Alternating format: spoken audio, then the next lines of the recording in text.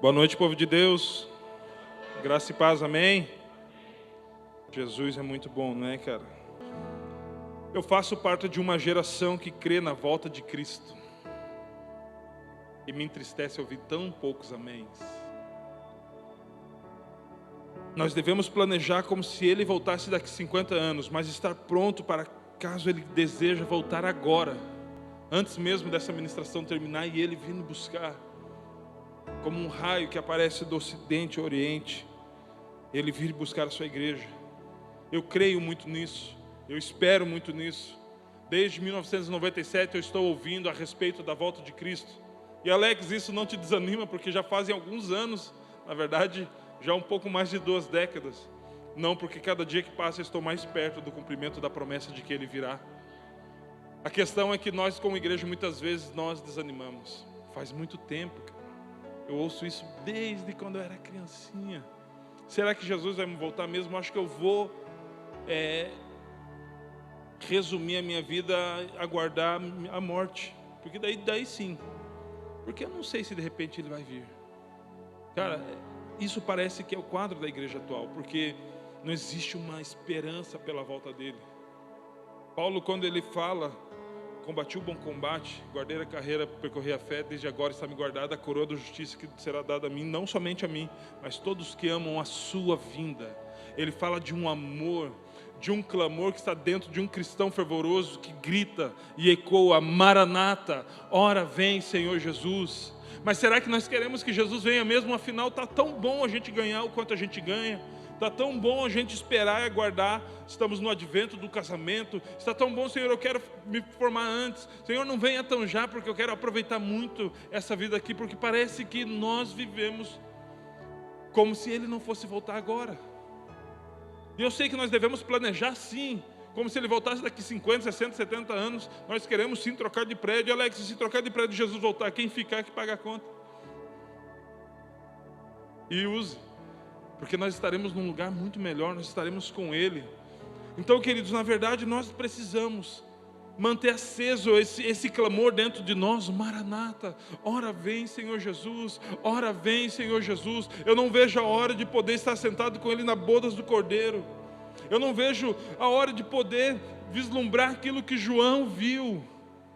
Nós precisamos pautar nossa vida com uma expectativa do dia da vinda do Senhor, a ponto de enchermos as nossas botijas, guardarmos a reserva do óleo, porque se Ele vir à meia-noite, nós estaremos prontos, não seremos pegos de surpresa. Então a nossa geração precisa ser uma geração que de fato crê, e crer não é apenas dizer: não, de fato eu já ouvi falar que Jesus vem. Não é apenas isso, eu creio e eu anuncio, Ele está às portas, o Rei está às portas. Alex, por que você quer muito nisso? Porque quase todo, se não 99,9% de Mateus 24 já se cumpriu. E o que está faltando, Alex? Ele vir. Porque tudo já se cumpriu. Ainda na minha concepção pessoal, Jesus disse: e então o evangelho do reino será pregado a todas as nações. Então será o fim. O evangelho da graça já foi pregado a todas as nações. Vinde, todos vós que estão cansados. Esse é o evangelho da graça. Mas o evangelho do reino, que é o evangelho de posicionamento, é o evangelho onde você ensina um a um. Se você lembrar de um a um, você lembra de discipulado. É onde você vem, é limpo, é lavado, você é aceito, mas você se posiciona. Você conhece o Rei e cumpre a sua vontade. Isso é o evangelho do reino de Deus. Quando esse evangelho do reino, não um evangelho diluído, não essa falácia da hipergraça, mas o evangelho do reino for anunciado a todas as nações. E nós precisamos nos despertar, nos posicionar, porque existem muitas pessoas que ainda não ouviram falar daquilo que te traz esperança. E nós estamos fazendo o quê? Alex, e se você morrer sem Ele ter voltado? Então verei Ele face a face. E tudo terá valido a pena, cara. O viver é Cristo e o morrer é lucro. Mas a questão é: o que nós precisamos fazer até que Ele venha? O que nós precisamos fazer até que Ele venha? Eu quero compartilhar contigo Josué capítulo 1, versículo 3. Deus tem um tete-a-tete com Josué neste momento. Moisés partiu para a glória. E Deus fala para Josué: como prometi a Moisés, todo lugar onde puserem os pés eu darei a vocês. Todo lugar onde vocês puserem a planta dos seus pés será de vocês por possessão. Todos os lugares que vocês pisarem os pés de vocês será de vocês como propriedade. E nós amamos ouvir isso. E nós amamos ouvir essa promessa, porque toda a promessa de Deus, primeiro, ela é maravilhosa, também um pouco terrível, mas acima de tudo, ela se cumpre. Então nós amamos ouvir a promessa de Deus, mas essa promessa ela nos traz um pouquinho de responsabilidade. Como membros, somos edificados no corpo, e pelo corpo, e para o corpo. E isso precisa acontecer cada vez mais, e mais depressa. Precisamos ser edificados, precisamos sermos um. Essa é a edificação plena do corpo, quando nós nos tornamos um. Mas esse assunto é para outro dia. Como corpo edificado, precisamos nos mover. Porque Deus disse a Josué: o lugar onde puserem os pés de vocês, isso fala de movimento, o lugar por onde vocês andarem, o lugar por onde vocês pisarem. Deus está falando algo para Josué: ei, eu sou um Deus, eu sou um rei que age no meio do meu povo através do movimento. Você jamais vai ver Deus parado. Então, como um corpo de Cristo edificado, nós precisamos nos mover como agentes de Deus nessa terra, manifestando a vida de Jesus em nós. Essa é uma realidade, essa precisa ser uma verdade para a gente. Só que sempre que estivermos acostumados e acomodados a um lugar confortável e familiar, Deus arranjará uma forma de nos mover desse lugar, para nos tirar desse lugar. Todas as vezes que a igreja se acomodar, Deus vai chacoalhar a igreja. Todas as vezes que a igreja ficar tranquila, acostumada com aquilo que ela está vivendo, seja bom ou seja ruim, porque pasmem, tem pessoas que acostumam com a dor, tem pessoas que acostumam com as coisas ruins, e muitas vezes a igreja se acostuma nisso, e Deus sempre vai levantar alguém, Deus sempre vai trazer uma palavra que vai chacoalhar a igreja para trazer ela em movimento, para que a igreja alcance aquilo que Ele prometeu para que ela alcançasse. Então Deus sempre vai chacoalhar a igreja, Deus sempre vai tirar a igreja do lugar que ela está. E o que Deus vai usar? Cara, Ele pode usar uma doença, Ele pode usar um perrengue financeiro, Ele pode usar uma perseguição. Se você ler a Bíblia, você vai ver que a Europa ela foi praticamente evangelizada, porque houve uma perseguição, principalmente ali no Oriente e na Ásia Menor. Então houve algumas perseguições, o povo teve que se mexer, teve que se mover, eles começaram a caminhar e o evangelho começou a expandir. Ou simplesmente porque Deus quer, porque Ele é soberano. Lembra o que Ele disse para Abraão? Abraão, você está tranquilo, você está confortável no meio da sua parentela, no meio da sua casa, aí na sua cidade. A família é grande, muitas pessoas, mas estava tudo tranquilo. O pessoal era gente boa demais para conseguir conviver tudo tranquilo. Tinha que ser muita gente boa, porque era muita gente. Só que Deus desejava fazer algo. Então o que Deus fala? Abraão, sai do meio da sua terra, do meio da sua parentela, e vai para um lugar para onde Deus, eu só vou te mostrar quando você sair. Deus colocou Abraão em movimento para que ele pudesse dar promessas a Abraão, e para que Abraão pudesse caminhar por essas promessas. E por que Deus quis fazer isso? Porque é o processo, é o percurso que nos prepara para o destino de Deus. E muitas vezes é exatamente a coisa que a gente não ama, os processos, o percurso, porque às vezes é muito demorado, porque às vezes é meio complicado, é meio chato, mas é exatamente isso que nos prepara para o destino. E eu não falo destino como talvez o astrólogo que algumas vezes você já viu, né, fala de destino, do acaso. Eu falo destino do lugar exato, já estabelecido no coração de Deus, que Ele quer nos levar. O destino do povo de Israel quando estava no Egito era Canaã. O nosso destino é o céu, querido. E nós vamos alcançar para a glória de Deus. Só que para viver isso precisamos crescer, amadurecer, queridos. Porque criança, ela está debaixo da proteção do pai. Porém ela não estabelece princípios, ela não gera valores, ela é guardada e protegida pelos valores, mas nós precisamos crescer, nós precisamos amadurecer. E sabe por que às vezes estar na igreja parece chato? Porque ao invés de nós sermos igreja, nós frequentamos igreja. Como disse a pastora semana passada, nós somos um igrejado. Estamos alocados numa instituição cujo nome é aquilo que está na placa de fora. Temos uma carteirinha que atesta que somos membros constituídos daquela organização. dizimamos de vez em quando, e às vezes, quando me dá vontade na telha, eu levanto a mão para adorar Jesus. Como se Ele não fosse digno de adoração, de honra, glória, majestade, magnitude e poder. Então não é para isso, não é isso. Eu estou falando de ir além, de ser igreja, mas muitas vezes a pessoa acha que ser igreja é chato. E às vezes a gente nem vem, ou assiste online, quando a gente tem a oportunidade de vir.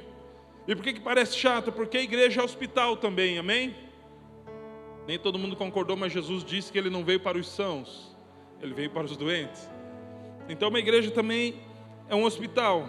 E sabe quando eu não sei se você já teve o privilégio, a oportunidade de ir aqui no pronto-socorro, na temporada, no início da temporada, que é quando dá a maioria, grande parte das viroses, abarrotado.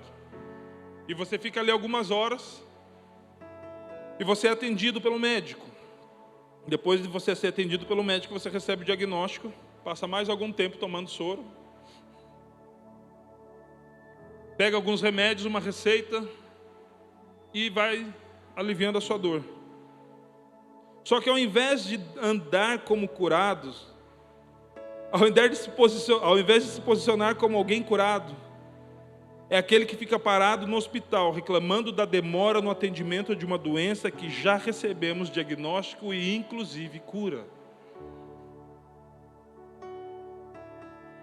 Que afinal eu sei muito, ou digo que eu não sei muito, mas eu sei muito a respeito da vida das pessoas, eu sei muito como as coisas têm que funcionar, mas eu não ponho a mão na prática, eu não ponho a mão na massa.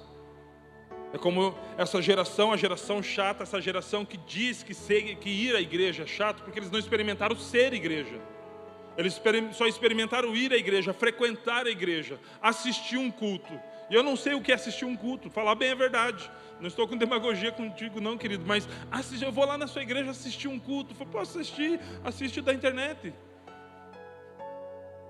Nós viemos aqui prestar um culto a Deus, adorar a Ele, porque se não fosse Ele, nós não estaríamos nem vivos. Não é assistir um culto como se fôssemos parte de uma plateia, vendo um espetáculo. Não, nós somos nós somos pessoas que fomos alcançadas, fomos resgatadas, fomos lavados, fomos restaurados, restituídos. Ele mudou o nosso nome, nos deu uma nova história. Nós não podemos apenas assistir um culto, nós viemos prestar um culto de adoração como sacrifício vivo, santo e agradável a Deus, que é o nosso culto racional. Não é um show, é a manifestação da presença gloriosa de Deus. Eu não posso apenas assistir, querido. E eu não sei se vai pegar em você, se pegar também, que Deus te abençoe. Mas às vezes eu vejo no momento da adoração a pessoa de mão cruzada. Alex, eu tenho que adorar igual você? Não, óbvio que não. Eu sou meio bitolado para adorar a Deus, querido. Não precisa copiar eu não, vão te chamar de louco. Alex, eu tenho que adorar porque você está falando que eu tenho que adorar também? Não.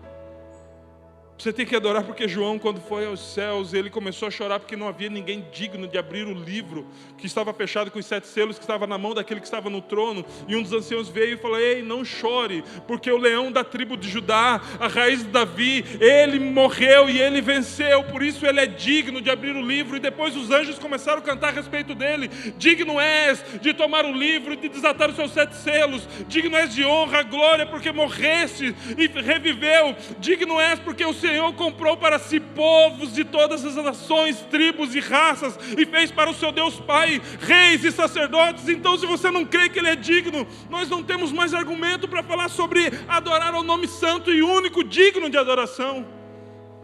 Ele é digno, e sobre isso é ponto final. Eu não consigo me expressar com euforia diante do futebol e ficar inerte diante do Rei dos Reis e Senhor dos Senhores. Me perdoe, eu vibro, não no futebol, porque eu não curto muito futebol, não estou indo nada contra não, querido. De vez em quando eu jogo, tipo uma vez a cada 30 anos. Mas nós precisamos entender para que nós estamos aqui, precisamos amadurecer, querido. Então, com esse entendimento a respeito do hospital, não pode ser chato ir na igreja. Não, ir na igreja é chato, ser igreja não. Ver os outros fazendo é chato, fazer parte disso tudo não. Ficar criticando aqueles que fazem, arranjando defeito, isso é chato demais, cara. Eu não tenho muita vocação para isso não. Mas falar, cara, conte comigo, eu estou aqui. Será que tem alguma coisa que eu posso fazer? Isso não é chato. E quando nós entendemos isso, nós temos a convicção de que o atendimento prioritário é para as crianças e os novos na fé. Ei, você marmanjo, para você o atendimento não é prioritário, para você é uma declaração. Levanta e anda. Essa é a declaração para você, levanta e anda. E esse é o tema da mensagem de hoje. Eu quero ler com você João capítulo 5, versículo 2 ao 9. Há em Jerusalém, perto das portas das ovelhas, um tanque que em aramaico é chamado Betesda. Tendo 5 entradas em volta, ali costumava ficar grande número de pessoas doentes e inválidas, cegos, mancos e paralíticos.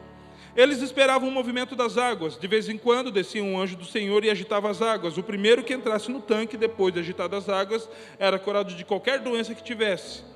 Um dos que estavam ali era paralítico, fazia 38 anos. Quando ouviu deitado e soube que ele vivia naquele estado durante tanto tempo, Jesus lhe perguntou: você quer ser curado?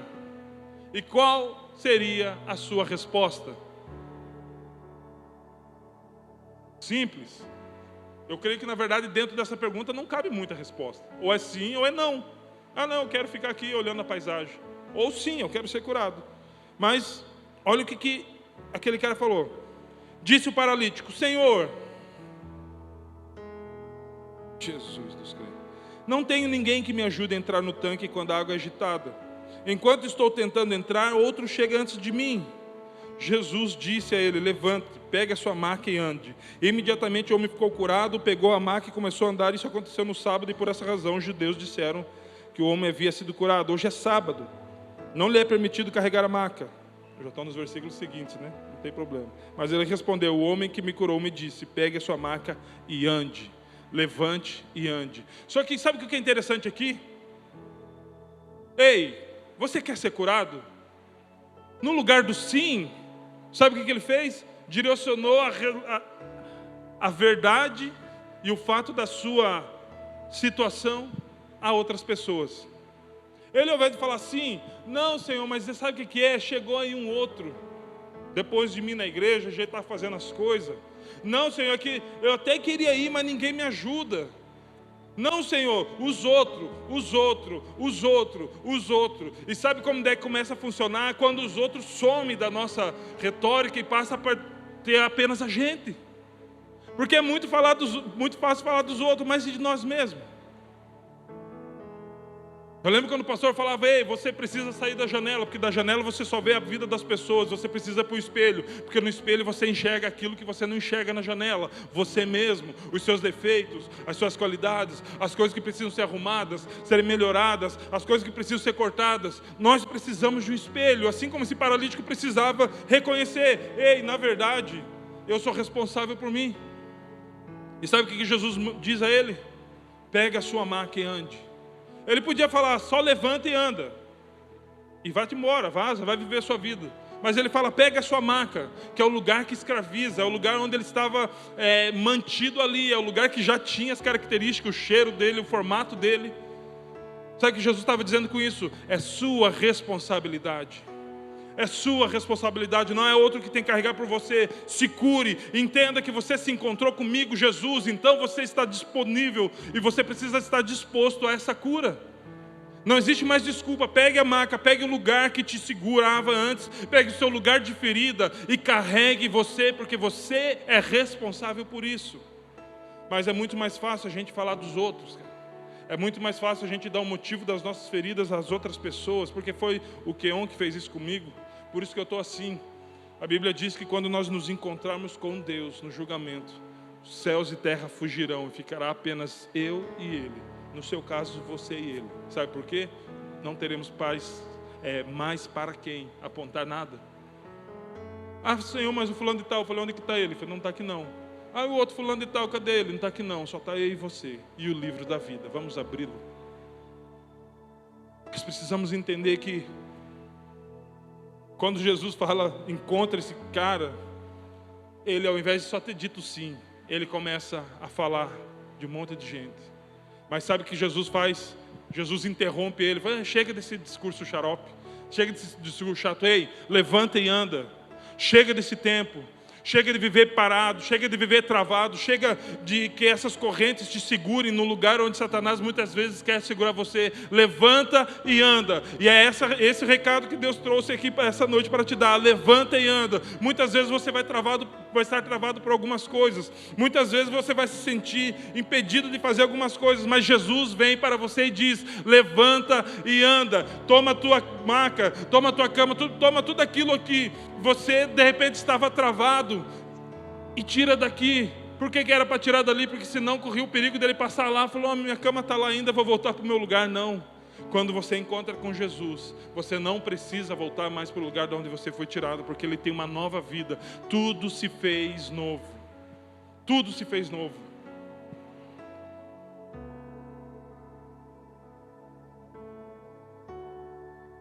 Por que precisamos andar, Alex? Por que não ficar bem de boa, Suzy?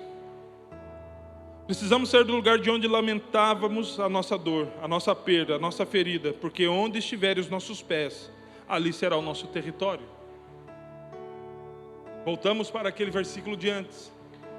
Porque onde estiverem os nossos pés, ali será o nosso território. Você quer viver num território de doença? Eu creio que não. Então tire seus pés deste lugar. E eu não estou falando, Alex, mas eu trabalho no hospital, queridos. Eu creio que você já percebeu que nós estamos falando aqui de algo espiritual. Entenda, se os nossos pés estiverem sobre a ferida, permaneceremos doentes. Mas se em Cristo andarmos entre os doentes, eles serão curados. Olha a diferença que isso tem. Olha o poder de Cristo em nós, a diferença que isso faz. Se os nossos pés estiverem sobre a angústia e a depressão, ficaremos desesperados. Mas se em Cristo andarmos entre os angustiados, entre os depressivos, desesperados, então haverá esperança. Se os nossos pés permanecerem sobre o luto, então ficaremos tristes. Mas quando caminhamos entendendo que Cristo é a ressurreição e a vida, e Ele diz que aquele que crê nele, ainda que esteja morto, viverá, então espalharemos vida e abundância, a vida de Cristo por aí. Queridos, nós precisamos entender que, biblicamente, o luto ele é nos reservado, sim. E eu não quero ser insensível com você que perdeu alguém,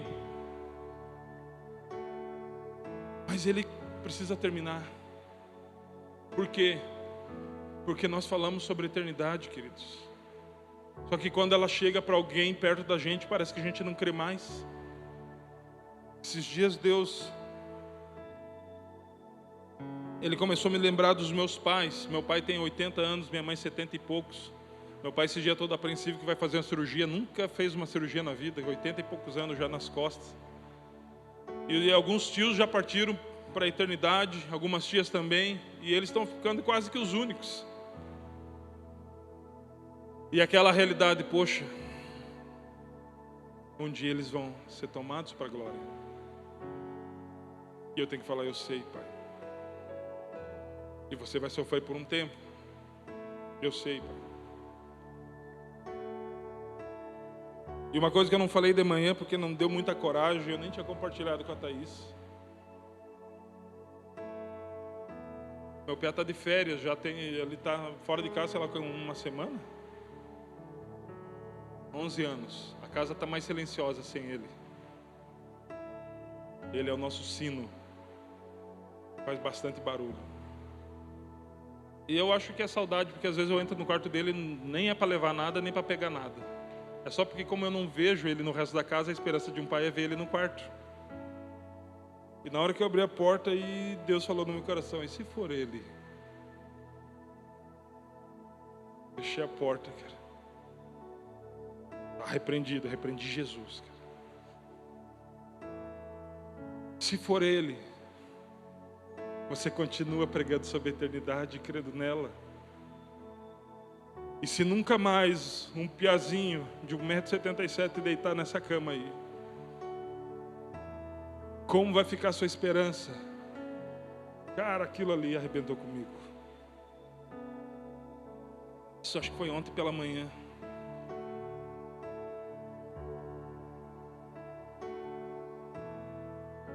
Como seria o seu luto, Alex, se você perdesse o seu filho? quanto tempo ele duraria? Com qual expectativa, esperança, empolgação você falaria sobre a eternidade? Pai, eu não quero nem levar você a imaginar isso. Mas eu estava ontem prostrado diante de Deus.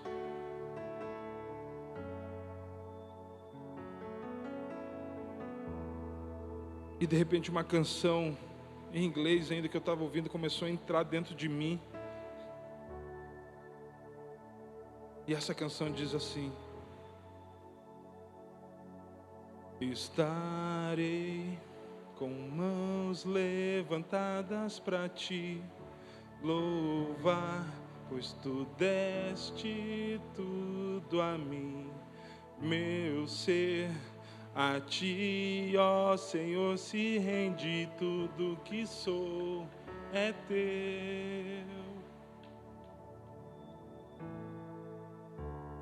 Eu falei: Senhor, o Senhor é a razão da minha existência. Se não fosse o Senhor, eu não teria uma família. Eu ficaria muito arrasado, Senhor Deus. Mas eu ia ansiar cada vez mais pela sua vinda, porque eu sei que eu ia encontrar o meu filho coroado em glória juntamente contigo. Assim como eu vou encontrar os meus pais, porque eles foram fiéis ao Senhor.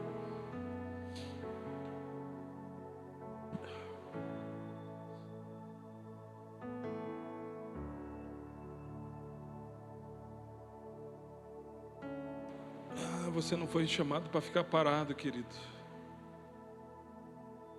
O reino de Deus é um reino em movimento. Então, se precisamos andar, Alex, como devemos andar? 2 Coríntios capítulo 4, versículo 7. Mas temos esse tesouro em vasos de barro para mostrar que este poder que a tudo excede provém de Deus e não de nós. De todos os lados somos pressionados, mas não desanimados. Ficamos perplexos, mas não desesperados. Somos perseguidos, mas não abandonados. Abatidos, mas não destruídos. Trazendo sempre em nosso corpo o morrer de Jesus, para que a vida de Jesus também seja revelada em nosso corpo. Jesus deseja revelar a vida dele através de você. Jesus deseja revelar a vida dele ao Brasil através da sua vida. Jesus deseja revelar a vida dele nessa cidade através de você, queridos.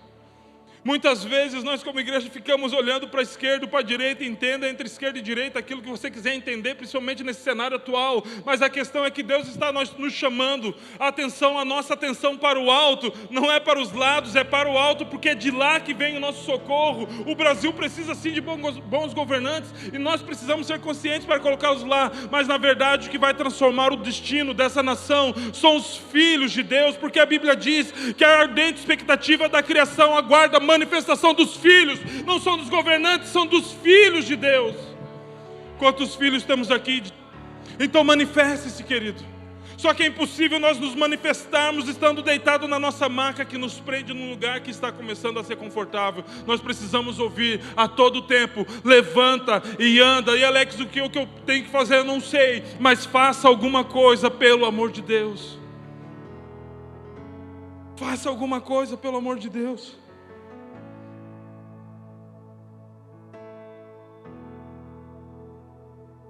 Pois nós que estamos vivos somos sempre entregues à morte por amor a Jesus, para que a sua vida também se manifeste no nosso corpo mortal.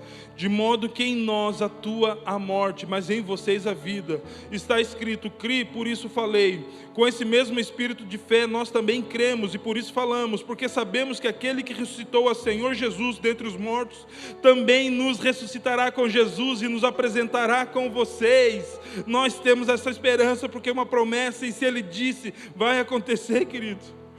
Tudo isso é para o bem de vocês, para que a graça que está alcançando um número cada vez maior de pessoas faça que transborde em ações de graças para a glória de Deus. Por isso, não desanimamos. Por isso não desanimamos, porque a graça está alcançando um número maior, cada vez maior de pessoas. Por isso nós não desanimamos. Pode bater a água, pode vir os ventos, pode dar os rios contra a nossa casa. Se ela estiver estabelecida sobre a rocha, nós não vamos desanimar. Isso precisa estar escrito num quadro na tua parede. Nós não desanimamos. Deus não se agrada daquele que retrocede. Embora exteriormente estejamos a desgastar-nos, porque estamos desgastados exteriormente, porque nós não vamos parar, porque Deus nos mandou levantar e andar. Então, por causa dessa caminhada, nós vamos nos desgastar. Interiormente estamos sendo renovados dia após dia, pois os nossos sofrimentos leves e momentâneos, quem escreveu isso foi Paulo, que teve as mesmas chibatadas que Jesus, foi preso, vituperado, e Paulo escreve, os nossos sofrimentos leves e momentâneos, e nós, porque alguém não cumprimentou a gente à porta, não quer mais fazer parte da igreja.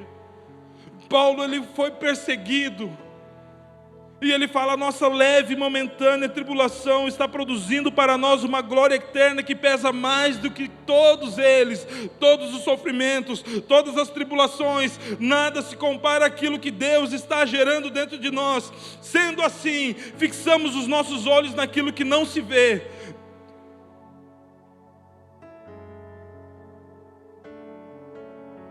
Fixamos os olhos não naquilo que se vê, mas no que não se vê, pois o que se vê é transitório, mas o que não se vê é eterno.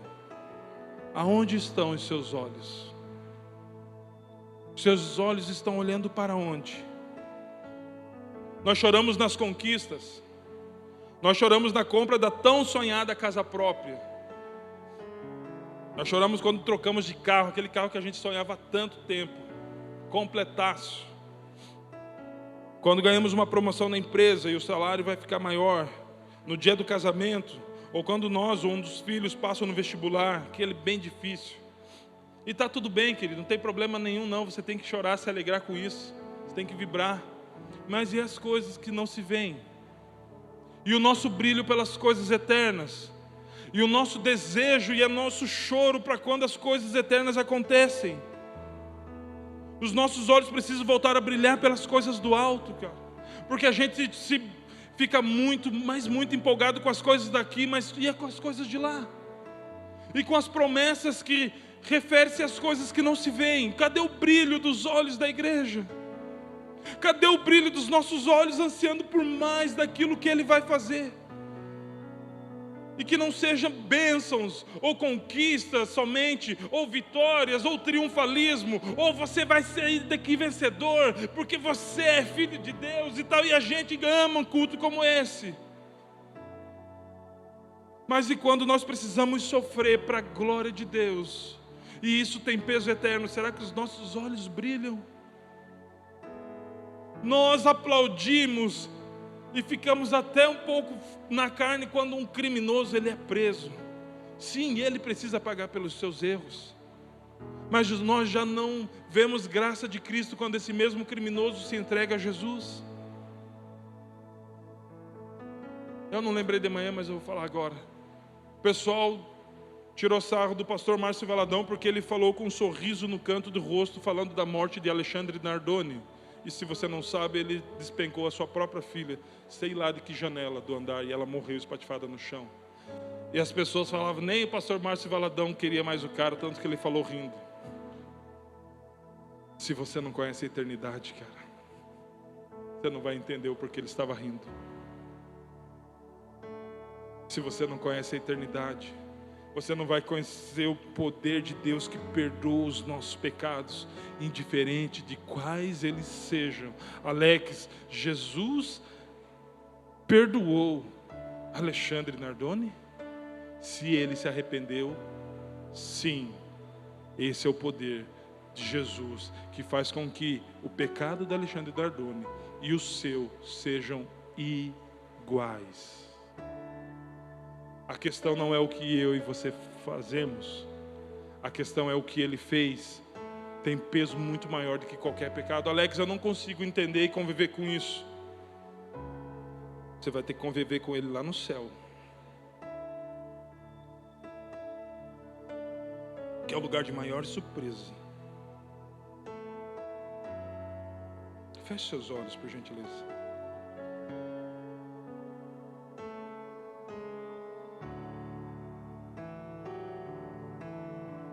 Qual foi a última vez que você chorou pelos valores eternos? Qual foi a última vez que você chorou pelos princípios ou por aquilo que Deus queria imprimir em você? Quando foi a última vez que você se colocou diante de Deus e falando: Senhor, eu me derramo diante de Ti, Pai, porque ainda que o Senhor não me entregue mais nada e não confie mais nada da Sua mão, nas minhas mãos, eu tenho uma esperança de que eu estarei contigo por toda a eternidade. Nós precisamos clamar: Senhor, nos dá lágrimas pelas coisas eternas.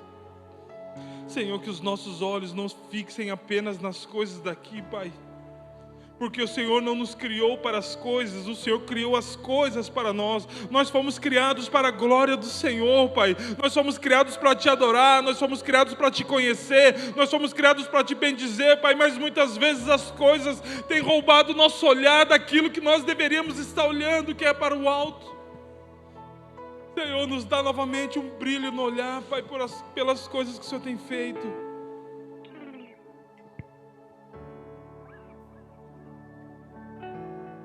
Todos vocês sabem que nós lideramos jovens e adolescentes.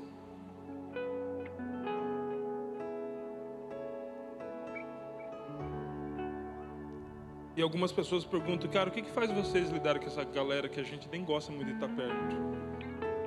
A eternidade. Sexta-feira em casa começou a chegar adolescente. A gente fez o clamor lá às 20 horas, porque aqui era às 22 e fica muito tarde. É adolescente, a gente precisa cuidar da integridade física deles. E era às 20 horas e começaram a chegar adolescente. Começou a chegar adolescente. Começou em 30, 40, 50, 60, quase 70. Encheram, eles estavam na frente de casa, de beira para a rua. Alex, o meu tempo já passou. Se Jesus disse isso, tudo bem. Se Ele não disse isso, você está perdendo tempo. E eles começaram a cantar.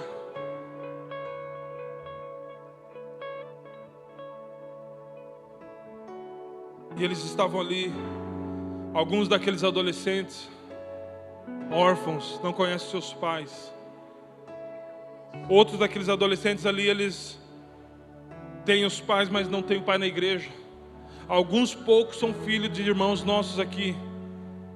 Grande maioria deles não tem nem obrigação de vir à igreja, porque não tem quem os traga, eles não têm os pais na igreja, e alguns nem pai têm. O divórcio, separação e um monte de problema inunda a vida deles. Faz parte do cotidiano deles. É muito mais tranquilo a gente não fazer parte disso, porque é mais confortável a gente não viver esse meio. Só que eu via adolescentes que não tinham motivo algum para estar ali, mas eles estavam com os olhos fechados. Da mesma maneira que eu quero pedir para que você feche seus olhos mais uma vez,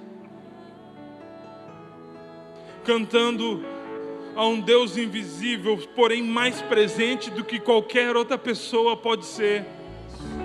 Eles estavam ali com o coração aberto, entendendo que Deus não os chamou para ficarem parados no lugar. Deus está despertando uma geração para sair e marchar pelas ruas. O que você viu no vídeo no Paz News são adolescentes que estavam cantando em praça pública. Eles venceram a vergonha, eles venceram o medo e começaram a orar por pessoas. Sabe por quê? Porque Deus está levantando, Deus está despertando uma geração que saia da sua zona de conforto, que pegue a sua maca, levante e ande para o propósito ao qual Ele estabeleceu. Deus está despertando uma geração que saia da sua zona de conforto e vá fazer alguma coisa.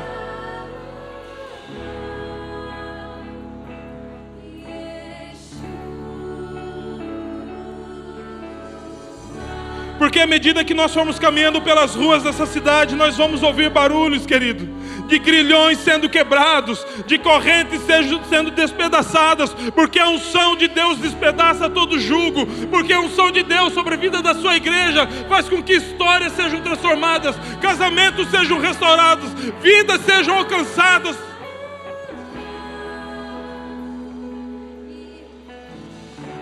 Aqui é o nosso lugar de culto, mas o nosso lugar de ação é andando lá fora, caminhando e marchando.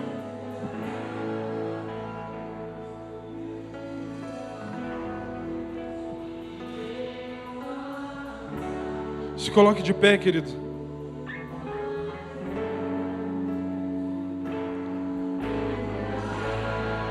O meu clamor, a minha oração é que haja um eco dentro do seu peito, que não te dê descanso, gritando dentro de você: levanta e anda, levanta e anda. Existem muitas coisas ainda a se fazer. Levanta e anda. Esse não é o nosso lugar de descanso. Levanta e anda. Os seus problemas não impedem Jesus de agir, mas tem pessoas que não conhecem a Jesus.